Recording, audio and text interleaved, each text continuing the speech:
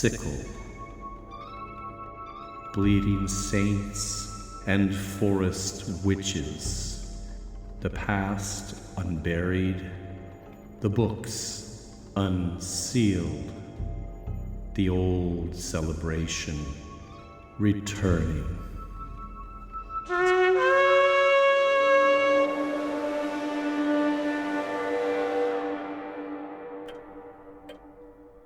Hello and welcome to my study. Please come in and have a seat. All the books surrounding you are those used to research our show, and the individual here to my right, along with managing domestic duties, serves as our reader for any passages that will be directly quoted from these sources. Her name is Mrs. Carswell. Hello, and thank you to all the listeners out there who sent me nice little notes about the bees episode last time. As most of you know, this is a pet topic for Mrs. Carswell, who herself keeps bees here on the premises. Yes, I was just treating the hives for mites today, as a matter of fact. But it's really nice to hear from people excited about my interest being highlighted. I feel very supported. That's good. I'm going to be writing some thank you notes when I find that stationery. I think it's much nicer than email, though it has been nice to make some new online friends. You mean fans? No, friends. They're interested in me as a person. I've had some very nice exchanges, actually. Are they asking questions about me? No. You might come up, but you shouldn't worry. Well, that makes me worry. I know you're a very private person. I learned that my first days here. How do I come up then? Are you complaining about your life here? Certainly not. They have questions about bees. It's mainly about bees. These are all women, by the way. I'm not just writing back to random men. I know how those things go. I delete those without even opening them. How many messages did you get? They do, however, agree with me about your Ukrainian friends. They certainly don't think we need guards outside the house brandishing machine guns and understand how that might make one nervous. You are complaining. No, I'm just sharing my thoughts and feelings about my life. What they hear on the show is very limited and misleading, and I just try to correct that. So, it's not about bees. Bees are a part of my life, but just listening to these bits of our conversations you choose to include in the show, you'd think I was some kind of strange, difficult person. No, they wouldn't. Anyway, I'd like to find that stationery. I miss sending letters and sealing them with beeswax. I got some emails, too. Not that that's unusual. People have questions about this show. I don't recall getting any questions about you now that I think of it. I hope my wax stampers are with the stationery. One is a hive, one's a bee, and one's a heart. I wouldn't use the heart with anyone, though. Not right away. Oh, that's good. But the Ukrainians are here to stay, and it's time to start the show. I'd like to say hello to a few people first, if that's all right. Who? My new friends, Jenny, Geraldine, and Andrea, for now. That's all. No last names. Okay. Hello! Episode 65, The Kraken and Other Marvels of the Northern Seas.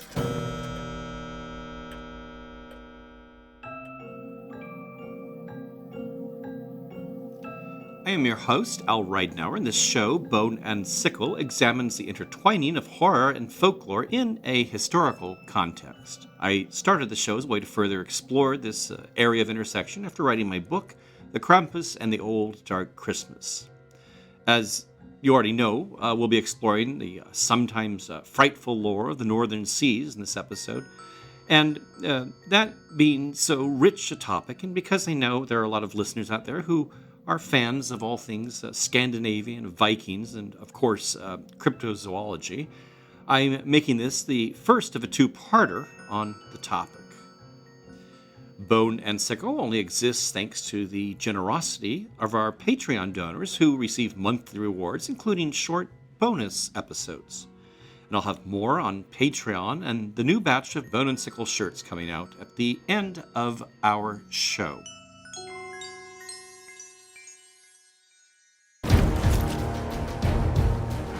Let no joyful voice be heard. Let no man look up at the sky with hope. And let this day be cursed by we who ready to wait. The Kraken! Well spoken. The words are uttered by Davy Jones, the captain of the ghostly Flying Dutchman, in the 2006 entry in Disney's Pirates of the Caribbean franchise, Dead Man's Chest. As the Kraken is a monster of the northern seas, it's a bit better placed here than within the Greek setting of the Clash of the Titans discussed a couple of shows ago. Davy Jones' apocalyptic language is also very fitting to the creature. We hear a similar tone in Alfred Lord Tennyson's 1830 poem, The Kraken, which we'll hear in a moment, but there's a couple archaic words which I'll explain. Grot comes from grotto, meaning cave, and polypi is an old word for octopi and possibly squid. Below the thunders of the upper deep, far, far beneath, in the abysmal sea, his ancient, dreamless, uninvaded sleep, the Kraken sleepeth. Faintest sunlights flee about his shadowy sides. Above him swell huge sponges of millennial growth and height, and far away into the sickly light, from many a wondrous grot and secret cell, unnumbered and enormous polypi, winnow with giant arms the slumbering green, there hath he lain for ages, and will lie, battening upon huge sea worms in his sleep, until the latter fire shall heat the deep. Then once by man and angels to be seen, in roaring he shall rise, and on the surface die.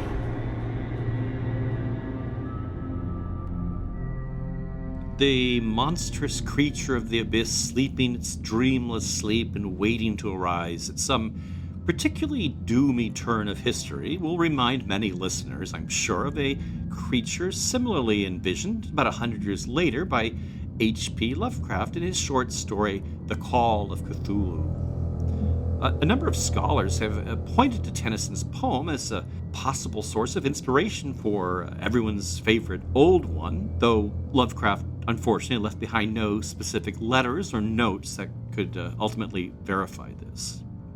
It's also just as likely that Lovecraft and Tennyson were both independently responding to a natural association or a symbolic link between the end of the world and a creature of the depths stirring, whether a kraken rising from the watery abyss or the devil coming up from hell.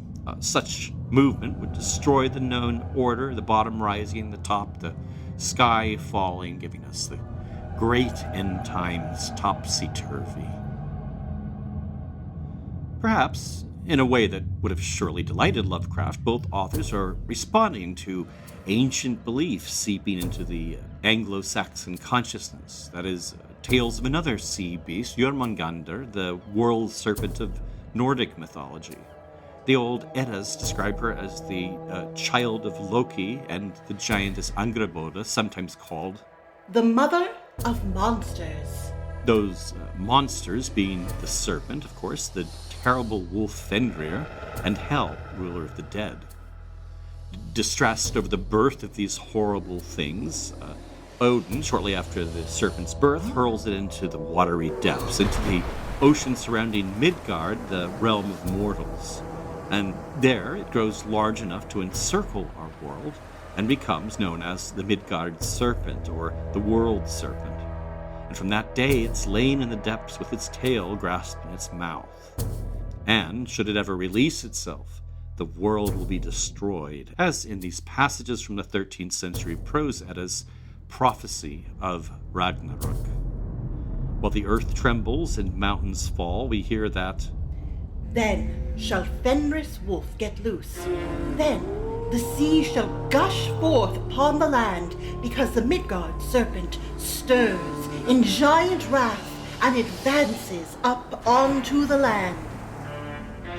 As Fenris swallows the sun and moon, the fire giants will ride out to battle the frost giants, and The Midgard serpent shall blow venom, so that he shall sprinkle all the air and water. So terrible he is. likewise the world tree, or The ash of Yggdrasil shall tremble, and nothing then shall be without fear in heaven or in earth. all the gods are drawn into the battle, including Odin, who, Shall go forth against Fenris wolf, and Thor stands forward on his other side, and can be of no avail to him, because he shall have his hands full to fight against the Midgard serpent.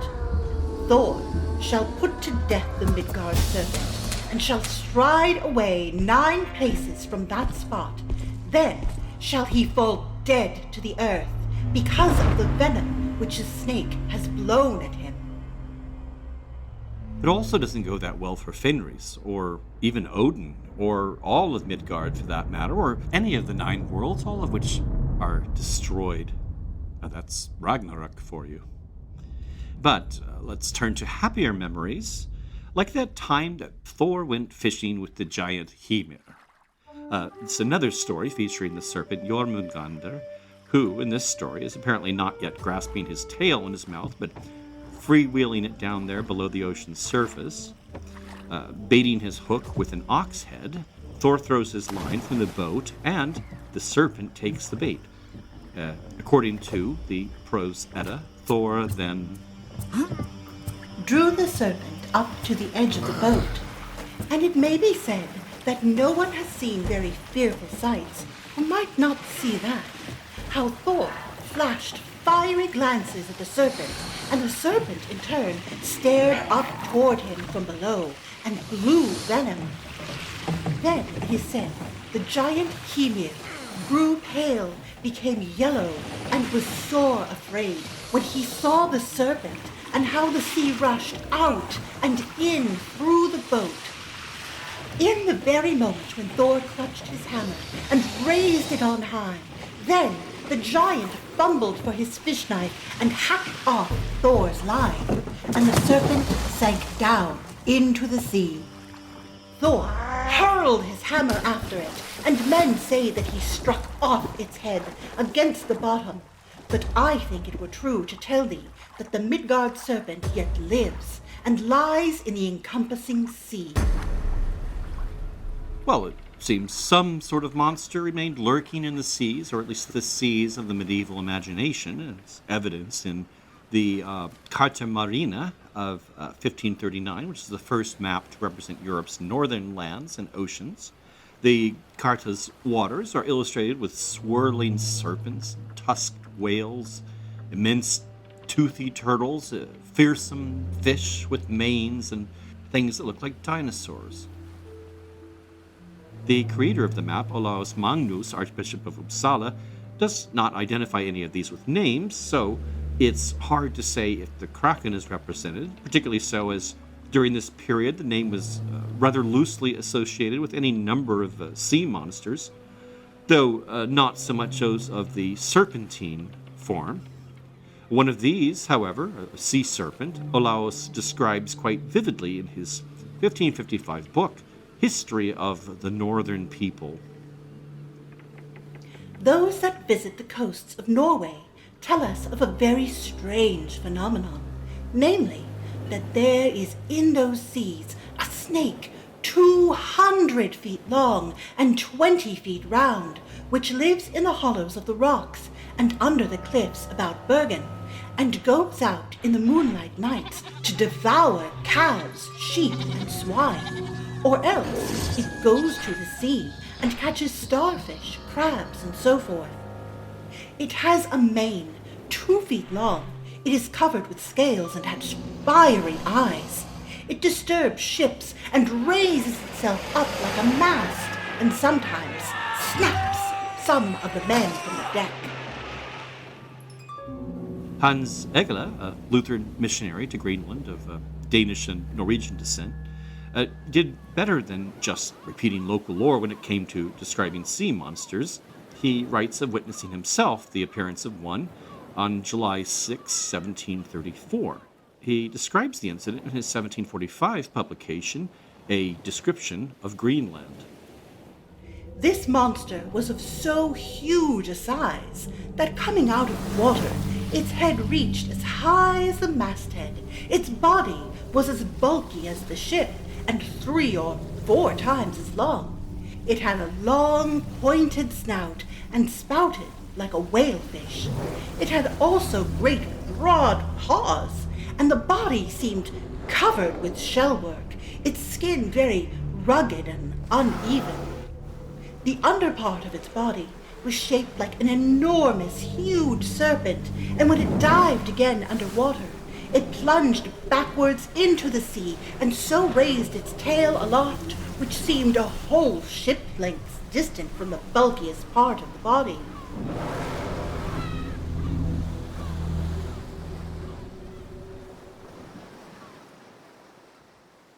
Now, we'll look at another Danish-Norwegian author and Lutheran bishop who provided us the definitive source for our show's topic. His name was Erik Pontoppidan, and the book, published in 2 volumes in 1752 and 53, is The Natural History of Norway. He handles this subject with a fair amount of skepticism given the period, while also conveying an engaging sense of wonder. Were it possible that the sea could be drained of its waters and emptied by some extraordinary accident, what incredible numbers, what infinite variety of uncommon and amazing sea monsters, entirely unknown, would exhibit themselves to our view. We'll look at his treatment of the Kraken shortly, but first we'll see what he has to say about sea serpents. The notion that such creatures are purely mythical he dismisses early on, saying, I have hardly spoke with any intelligent person who was not able to give a pertinent answer and strong assurances of the existence of this fish, and some of our North traders that come here every year think it is a very strange question, as ridiculous as if the question were put to them whether they be such fish as eel or cod. Sea serpents, he tells us, secrete themselves in the depths of the ocean most of the year, only coming to the surface in July and August, their mating season. And speaking of mating, it is supposed they follow ships and boats at those times, which probably appear to them to be creatures of their own kind. Furthermore, it's only during calm weather that the creatures surface. The slightest gust of wind or unexpected wave will send them back to the depths. Their natural timidity, however, does not preclude the possibility of dramatic encounters, and we'll hear of one such incident from August of 1746, which is quoted from a sworn deposition. It begins with our narrator hearing a startled murmuring amid the crew, and he rushes to the helm where he's told a sea serpent has been sighted. In the meantime, this sea snake passed by us, and we were obliged to tack the vessel about in order to get nearer to it. The head of this snake, which had held more than 2 feet above the surface of the water, resembled that of a horse. It was of a grayish color, and the mouth was quite black and very large. It had black eyes and a long white mane that hung down from the neck to the surface of the water. Besides the head and neck, we saw 7 or 8 folds or coils of this snake, which were very thick, and as far as we could guess, there was about a fathom distance between each fold. A fathom being 6 feet. As the snake swam faster than we could row, I took my gun that was ready charged and fired at it. On this, he immediately plunged under the water. We rowed to the place where it sank down, which in the calm might be easily observed, and lay upon our oars, thinking it would come up again to the surface. Where the snake had plunged down, the water appeared thick and red. Perhaps some of the shot did wound it, the distance being very little. Pontoppidan offers some generalizations as to the form sea serpents might take. In particular, he says they differ usually from terrestrial snakes in having a somewhat thicker body distinct from a tail, a body commonly as big as 2 hogsheads. that is 60 inches. Hogshead barrels measure 30 inches across. The head in all the kinds has a high and broad forehead, but in some a pointed snout, though in others that is flat, like that of a cow or horse, with large nostrils and several stiff hairs standing out on each side, like whiskers. It is supposed that the sea snakes have a very quick smell.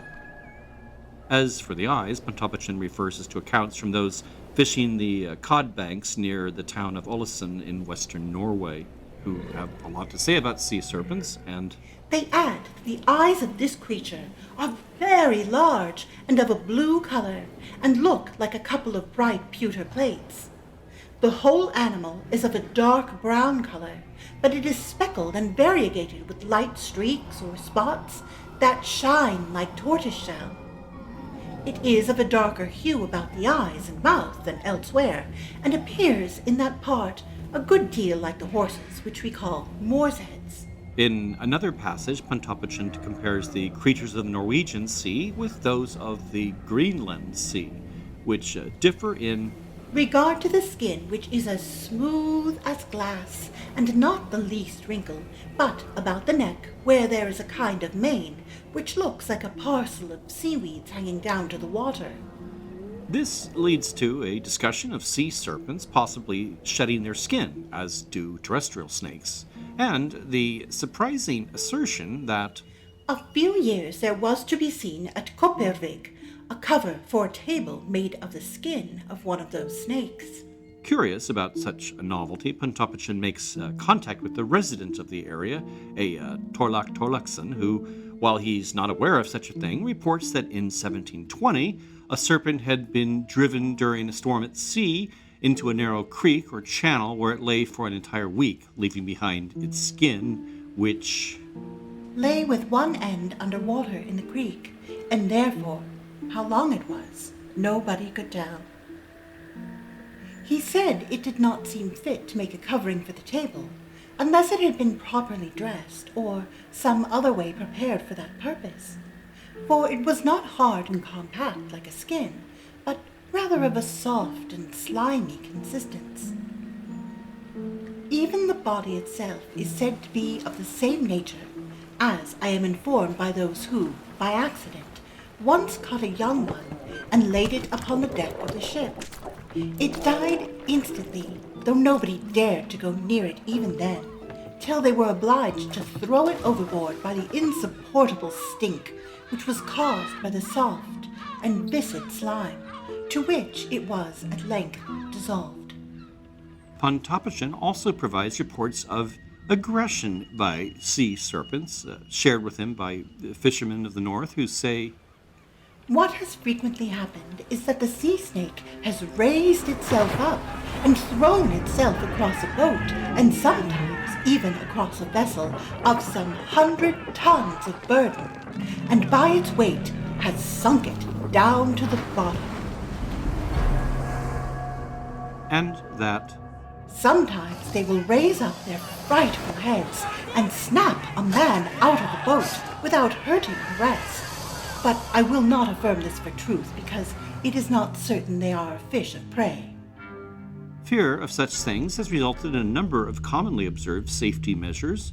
When a creature appears on the surface in Folds or coils. fishermen take care never to row toward the spaces between these, for below these the rest of the beast is concealed, and If they did, the snake would raise itself up and overset the boat. On the contrary, they row full against the highest part that is visible, which makes the snake immediately dive. if the creature is sighted at a distance and they are close enough to the shore, they can flee in that direction. But if out on the open sea, this is no option, as These creatures shoot through the water like an arrow out of a bow. And when flight is not an option, the best hope is to throw anything that comes to hand at them, so they be touched and generally plunge into the water or take another course. When heading to sea in the summer months, when such encounters are more likely, fishermen are likely to lay in a supply of castor oil, which, when thrown on the water, is said to repel the beasts. Off the coast of Denmark's Faroe Island, another substance is preferred, something called Devil's dung, which he explains is actually asafoetida, a highly pungent dried gum from a plant of the celery family, something that in former centuries was used in European medicine and still is employed as a seasoning in Indian dishes. And speaking of dung, Pontoppidan remarks that from remote regions of Norway come reports of individuals poisoned upon coming in contact with the sea serpent excrement encountered in the summer months, floating on the water like a fat slime. This viscid matter is supposed by our fishermen to be vomited up by them, or else their sperm or some other humor. If a fisherman finds this matter near his net and inadvertently lets any of it touch his hand, it will occasion a painful swelling and inflammation, which has often proved so dangerous as to require an amputation of the limb. So let's now look at the Kraken itself in its more modern incarnation, and by this I mean a conception of the creature arising in the 18th century. In our next episode, we'll dig a bit deeper into the very earliest medieval uses of the word and the related creatures which don't fit our modern notion of the Kraken. Despite the changing application of the word, all writers over time have agreed on one thing: the Kraken's size exceeds that of any creature of sea or land. The idea of the Kraken as simply an oversized cephalopod, a squid or octopus or cuttlefish, only appears in the mid-1700s and had only really displaced other possible conceptions of the creature by the late 1800s.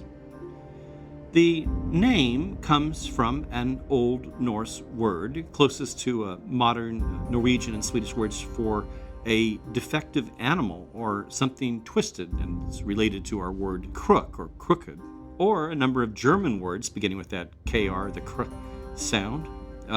And just as an aside, some believe that the etymology of the word Krampus is from a similar derivation, from an archaic word for bent or shriveled. In all these cases, what's pointed to is something monstrous, a creature that twists or turns or deviates from the good forms created by God or nature. You'll also find the idea of a monster as a beast combining dissimilar elements from other creatures, a chimera style, like that provided by Hans Egele, whom we heard from earlier. In his 1745 Greenland book, he describes the Kraken as having many heads and a number of claws. Pontoppidan, who we'll again be referring to a good deal, also gives us ambiguous suggestions of crab-like claws or appendages, saying that some refer not to the Kraken, but the krabben or crab. This name seems indeed best to agree with the description of this creature, which is round, flat, and full of arms or branches. It's a bit difficult to know what's intended with all this, of course, because there wasn't yet any standardized zoological taxonomy. And the author switches between Norwegian terms and Latin or Greek nomenclature, all of which changes over time. But for instance, Pontoppidan describes the Kraken as a polypus, occasionally shortened to polyp. This is an outmoded word that once referred to squid, octopus, or other cephalopods, as well as what we still call polyps, that is, creatures like sea anemones. And then, to add to the confusion, he throws in starfish. This enormous sea animal, in all probability, may be reckoned of the polyp, or of the starfish kind, as shall hereafter be more fully proved. It seems that the parts which are seen rising at its pleasure, and are called arms, are properly tentacles or feeling instruments, called horns as well as arms. With these they move themselves and likewise gather in their food. all of these creatures, well, perhaps not the crab, but things like octopi and anemones do share similarities, having a central mouth surrounded by radiating arms.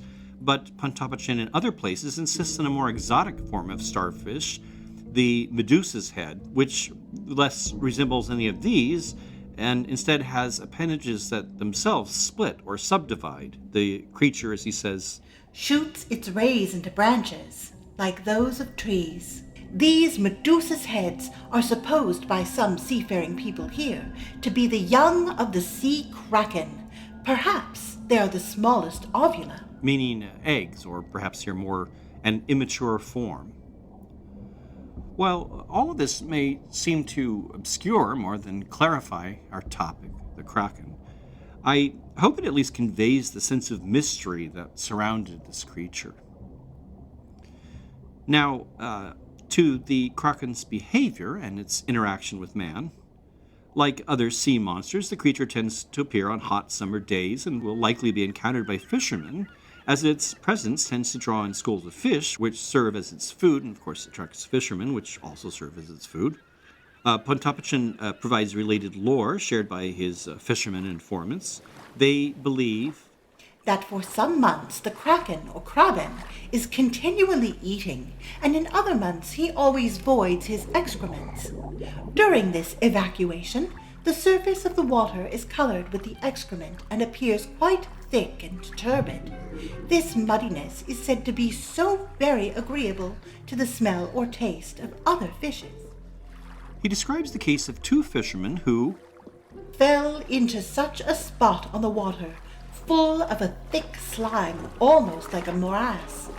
They immediately strove to get out of this place, but they had not time to turn quick enough to save themselves from one of the Kraken's horns, which crushed the head of the boat so that it was with great difficulty they saved their lives on the wreck. Elsewhere, he describes the Kraken slowly rising beneath the boats. Fishermen, noting that the lines they drop fall to increasingly shallow depths, are wise to immediately then flee.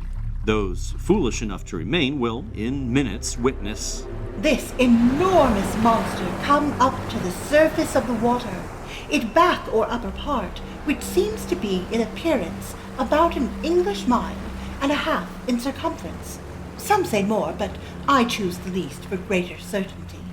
Looks at first like a number of small islands, surrounded with something that floats and fluctuates like seaweeds. Here and there a larger rising is observed, like sandbanks, on which various kinds of small fishes are seen continually leaping about till they roll off into the water from the sides of it. At last, several bright points or horns appear, which grow thicker and thicker the higher they rise above the surface of the water, and sometimes they stand up as high and as large as the masts of middle-sized vessels. It seems these are the creature's arms, and it is said if they were to lay hold of the largest man of war, they would pull it down to the bottom. Ships or boats that are not directly attacked, Pontoppidan says, still run the risk of being sucked into the whirlpool created by the monster's descent back to the depths. While only the portion of the Kraken rising above the surface is normally seen, the author recounts an incident from 1680 when an entire Kraken was found among the rocks and cliffs in the nation's Nordland. It happened that its extended long arms or antennae, which this creature seems to use like the snail, in turning about, caught hold of some trees standing near the water, which might easily have been torn up by the roots, but beside this, as it was found afterward, he entangled himself in some openings or clefts in the rock, and therein stuck so fast and hung so unfortunately that he could not work himself out, but perished and putrefied on the spot. The carcass, which was a long while decaying, and filled a great part of that narrow channel, made it almost impassable by its intolerable stench. And to stay in your memory as the most thrilling sequence ever photographed in motion picture history, the terrifying battle with the giant squid. The battle with the giant squid enwrapping the Nautilus in Disney's 1954 adaptation of 20,000 Leagues Under the Sea was quite a technical achievement for its day. The mechanized rubber puppet and the 34-person crew required to run it reportedly cost the studio $1 million. And even today it looks fairly good thanks to the storm at sea staging that shrewdly distracts from any weaknesses. In the 1870 novel, however, Verne doesn't call the creature a giant squid, certainly not a kraken. In fact, it's an imaginatively oversized octopus, or actually a school of them that attacked the Nautilus. The likely inspiration for this scene was the widely reported 1861 encounter the French warship the Alecton had with a giant cephalopod near Tenerife.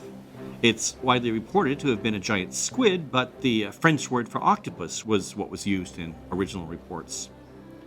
Between the 1870s and 1880s, a number of giant squid washed up on the shores of Newfoundland, and museums began competing to display the recovered creatures in preservative-filled tanks, and as the public accepted that such things existed, illustrations of Verne's giant octopus began to be conformed to look like squid. Likewise, legends of the Kraken were increasingly attributed to misunderstood sightings of giant squid rather than octopi. Stories similar to the Kraken legends did continue to appear, now identifying the creature as a giant squid. For example, the fanciful 1874 story from the Boston newspaper The Pilot, which describes sailors employing axes against the beast and men snatched from the deck by writhing tentacles. But other stories did come with hard evidence, and we'll be closing with these more plausible accounts just to leave you suitably unnerved about going near the water. The crew of the Alecton killed the creature they encountered, hoping to bring back a trophy. They managed only to return with a partial specimen as the animal's soft tissue was torn apart by ropes used to haul it aboard. More durable evidence has been left behind in the form of hard teeth or claw-like structures, such as those embedded in the hull of the American destroyer, the USS Stein, in 1978. These were discovered when the ship returned to port after some mysterious incident that damaged the Stein's sonar. These claws, I should probably mention, weren't stuck in the steel, but in a rubber covering which had been shredded, something used to prevent barnacle growth. Though the animal was unseen, scientists extrapolating from the size of the claws estimated the size of this beast to be around 100 feet. If you didn't know squid had claws, here's a marine biologist employed by the U.S. Navy, Forrest Wood, explaining a bit about these claws or teeth-like structures in a 1980 interview. These are typical suckers on an arm of the giant squid. And you'll see that in addition to the suction cup, each sucker is fitted with a ring of teeth, so that when this sucker is applied to either prey or predator, these teeth are set and anchored into the flesh at the same time that the suction cup makes contact with the flesh of the other animal. The entrance to the mouth is guarded by the damage these teeth or claws can do, it can be ugly, as we hear in another 1980 interview with zoologist Dr. John Cloudsey Thompson, describing scars left by a giant squid on the leg of his friend, R.E.G. Cox. Well, when I looked at his leg, he pulled up his trousers, and I could see scars the size of a penny, which is about 1.25 inches, the old penny, were dotted at intervals all the way up his leg. And these were white scars, sunk quite deep into the flesh, where the skin had been pulled off. Both of these clips, by the way, are from the show Arthur C. Clarke's Mysterious World, with a good episode on beasts of the deep. I'll link to that on the site. Anyway, as it turns out, Cox was a lieutenant during World War II, one of the troops aboard the liner the SS Britannia, along with civilian passengers and war material, when it was sunk by the German cruiser Thor in the mid-Atlantic on March 25th, 1941. Cox was one of 12 men stranded on a lifeboat so overcrowded that the occupants were forced to take turns in the water merely clinging to the boat, which itself was so overburdened that it floated 1.5 feet underwater. Intense sun, thirst, starvation, and madness overwhelmed the occupants, with only 3 of the 12 surviving the 5 days it took for a Spanish steamer to eventually find them. And there were assaults by marine predators, as scars on Cox's legs demonstrate. And he was one of the lucky ones. And one of the most horrifying things that happened while they were lying there, dying one by one from thirst, was one evening when they were attacked by a giant squid. An enormous shape appeared beside the raft, and a huge arm came over and snatched one of the men and tore him off the raft before anybody could do anything to save him. And presumably he was eaten. All rather horrible, to be sure, but it is a story told in a pub, so should we trust it? Well, Cox's account has been cited in many books, including a couple by marine biologists. Others have called attention to a lack of contemporary or first-person verification. All news reports of the day do mention survivors being attacked by sharks, with one victim dragged off by the predators, as well as mentioning constant assaults by swarms of jellyfish and manta rays, those bat-like fish that can themselves be rather large, up to 30 feet wide. But no early account seems to mention a giant squid, perhaps being devoured by a grotesque tentacled monster was just too horrible to share with the squeamish public. A November 1st issue of the Illustrated London News doesn't subject readers to any hideous tales of man-eating squid, but it does mention one man having his legs bitten off by a shark, and then, to add to the horror, a huge manta or devilfish seized his body, folded its great fins around the victim, and devoured him. Well, that's much better than any horrible squid, and it's hardly even a cause for nightmares.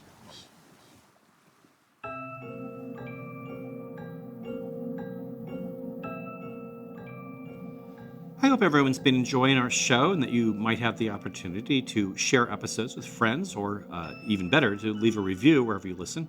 It really does help the show, and I'd like to thank Kala Dog and Arun77 Nagar for leaving very kind reviews recently.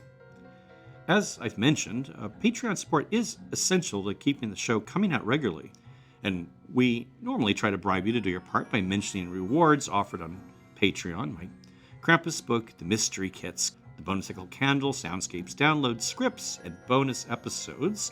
But we do need to up our game, and for this, we're bringing back the bonus-cycle shirts, which sold out very quickly last time. And so, given the high demand, we're going to make this an exclusive for our Patreon supporters. I should remind you that those subscriptions begin at only $1 a month and can be canceled at any time. The orders can be placed through the Patreon site during April, and the shirts should be going out in May. I want to welcome our new subscribers, as I did in our last episode, with a little bit about each individual, just to give other listeners an idea of the company you're keeping while listening. Of course, you can always join our Facebook group if you'd like to see some faces. So we have Ben Van Sickle, no relation, who is a former and ongoing student of history who finds himself somehow learning things I didn't know while listening. And Schaefer Shockley, who is a lover of the spooky and macabre, and also a drone pilot in Texas, which means he is often driving long distances to various job sites, and Bone and Sickle makes for an awesome road trip companion. Making that a strange trip, I would imagine. We also have James Delicio as a new subscriber, but as I have no specific comments from him, he will remain a man of mystery. Thanks to these new subscribers and our ongoing subscribers. Bone and Sickle is written and produced by me, Al Ridenauer. Mrs. Carswell is played by Sarah Chavez, whose projects and writing related to death and culture you can track at sarah-chavez.com. Thanks so much for listening.